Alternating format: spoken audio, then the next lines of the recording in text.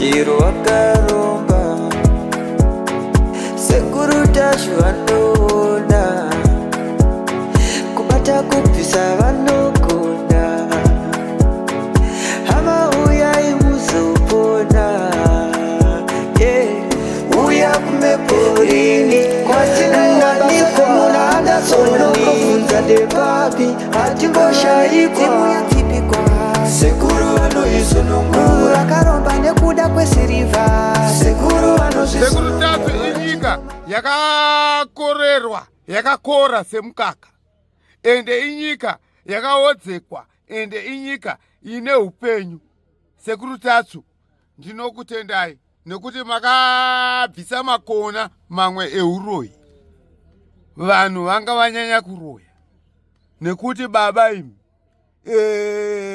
tashaya zano ende tava nemadzikirira ende paupenyu hwedu tanga tisingana chinhu. Tatsura iwe ndokutatsura iwe sekuru rambai makadaro ende anokupikisa ndichamupikisa. Sekuru ndikumbiro zano kutoti ndioneke. Saka muzukuru unotemba nasekuru tasvo kuti pazvese zvavanoita unotemba navo kuti aiwa vanokupedza zvese zvinoitika matambudziko nezvese. Sekuru tatu mudzimu inoera because akafanana nehanda nyakasikana. Mudzimu inoera mashizha anokuumuka achipukirazve.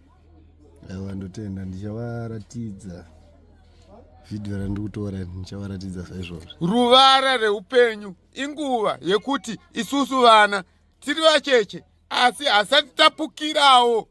Tinokumbira kuna sekuru tatu ndo mudzimu yedu yenyika ende vanhu havasati vaziva chinyakare munoona ende vanoshora dare.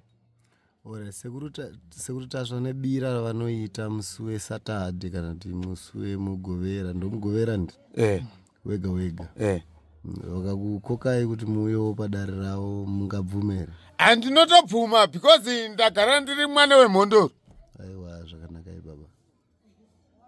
Ndagara ndiri mwana wemhondoro because idunhu rinene remhondoro vana matireivo vari urame chitauraka dunhu rino nderemhondoro chitauraka vakumbiriraivo vapepuke ayoyo iyoyo ayoyo